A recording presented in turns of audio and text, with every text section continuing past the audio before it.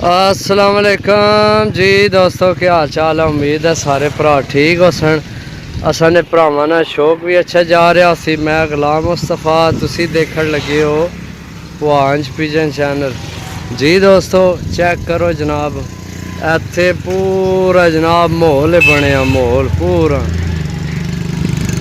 Check करो। किसी की बंगले चाहिए तो बच्चे चाहिए, बंगलिया ने अंडे ही अंडे, बच्चे ही बच्चे।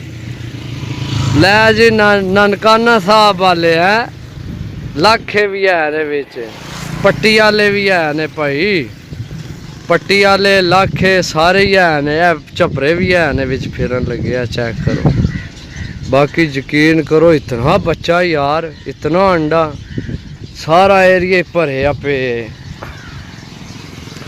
चेक करो माशाल्लाह माशाल्लाह, चेक करो जनाब। दरियाए झेलम है, दरियाए झेलम है जनाब, सही है। ए रोड है, ए जनाब डैम वाली साइड तो आ रहे हैं सारा।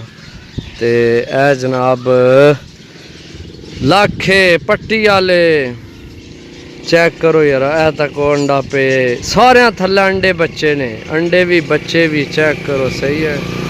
सारे थल्ले अंडे बच्चे ने भाई। बड़ा फिट माहौल है, बहुत फिट माहौल है, बहुत फिट माहौल है।